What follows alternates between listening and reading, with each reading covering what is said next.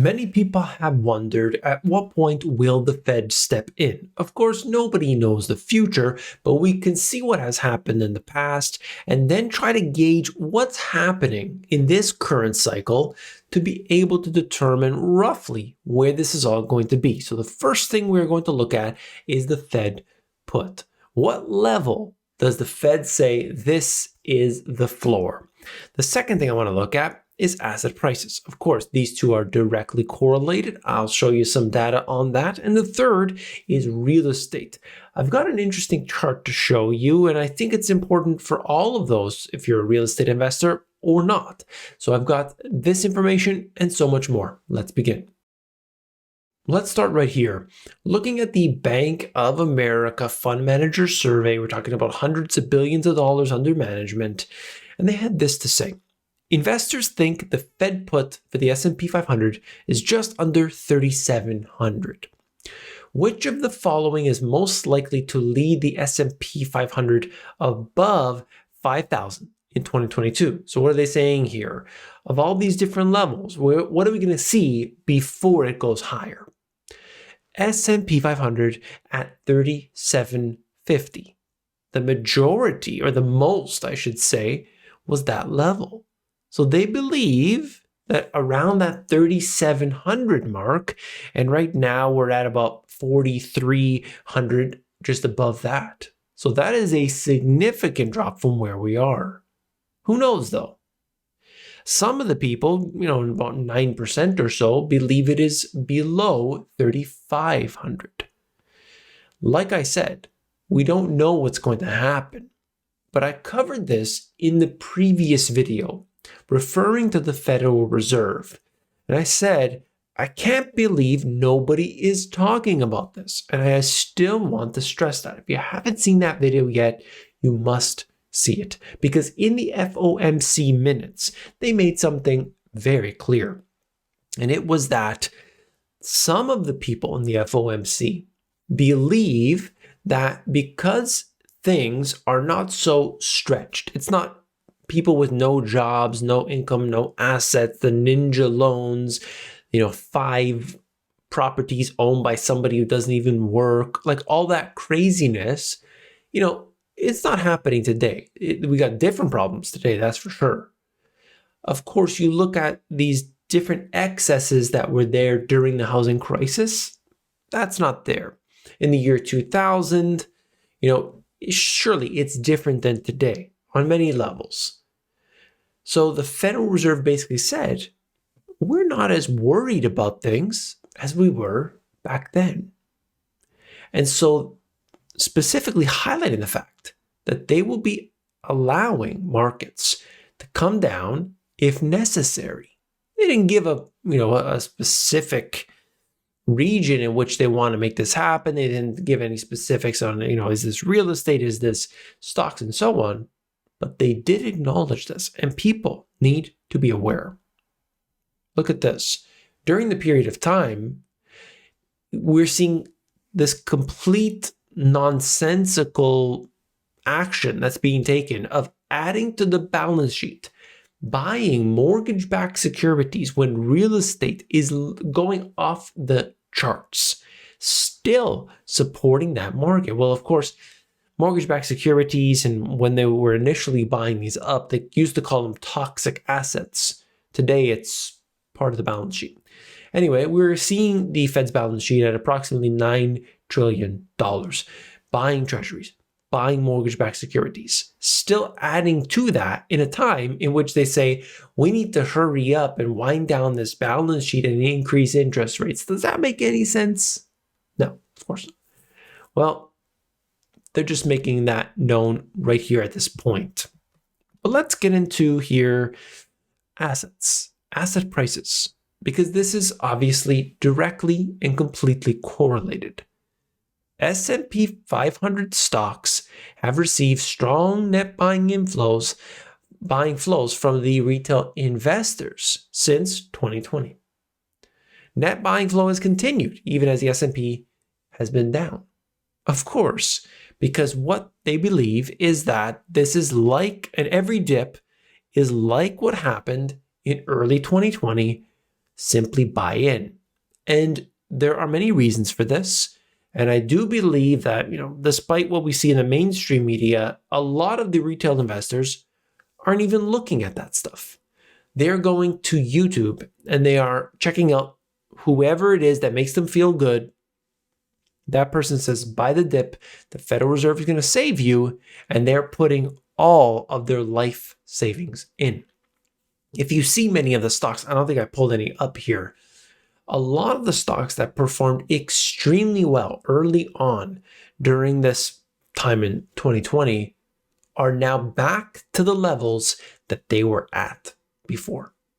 Lost all of those gains. I think Roku was just one name.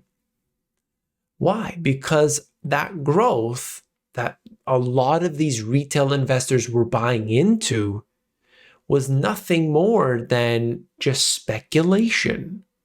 There are some good quality companies that had been doing well during this period of time, but they didn't do this, aggressive up and then that swing down. That didn't happen. So we need to be aware of all of that and realize there's a handful of companies that have dragged this thing to where it is today. A lot of companies are way down from their peak. So I think it's more about choosing, if you want to do this and you want to be always going long, I think it's going to be, a lot more selective instead of just, buy anything, the Federal Reserve is going to save me. No, I don't think that's the case.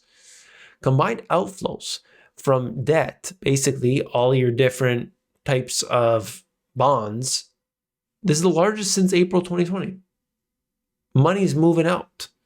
A lot of money moving in to safe havens, gold, watching gold at, I don't have it here, 1900.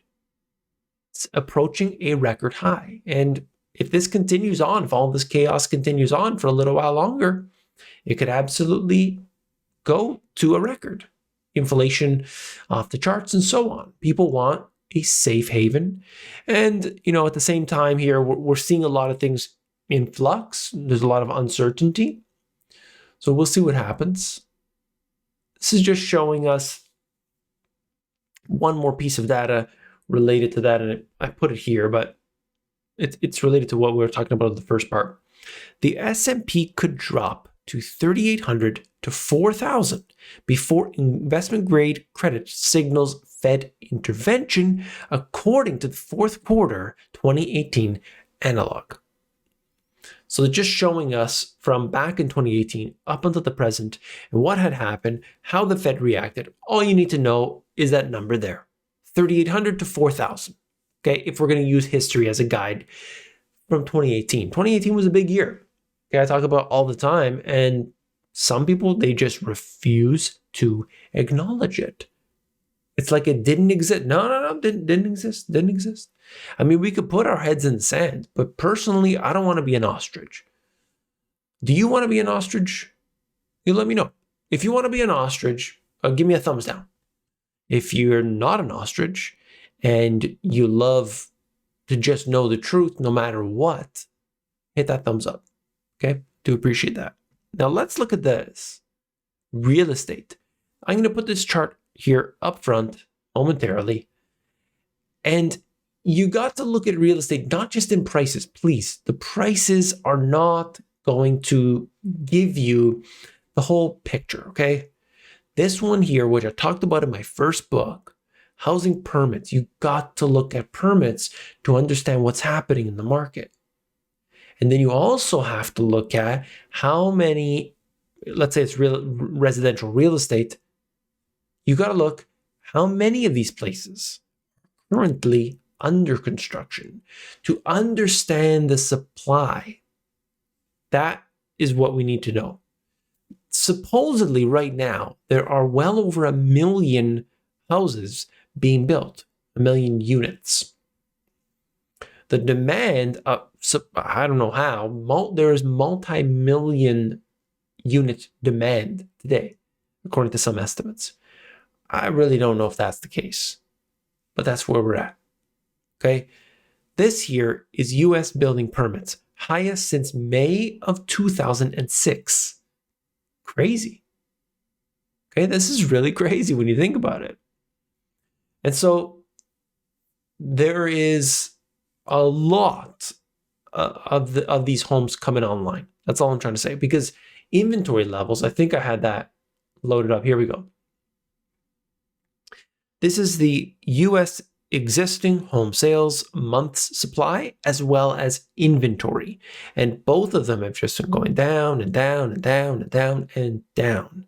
This chart goes back all the way to 99. And we're just heading lower and lower and lower. So it's unbelievable to see this. I mean, at one point, there were millions upon millions upon millions of homes just sitting empty, entire subdivisions just sitting empty. Some of that was taken care of with a bulldozer, which is ridiculous. Just shows you. Anyway, they were just bulldozing these places down because for one reason or another, it made financial sense. But right now, today, there's a lot of inventory supposedly going to be online. How long that takes? Well, it depends on what's happening with, getting materials and so on. Now, this one was a little bit of humor.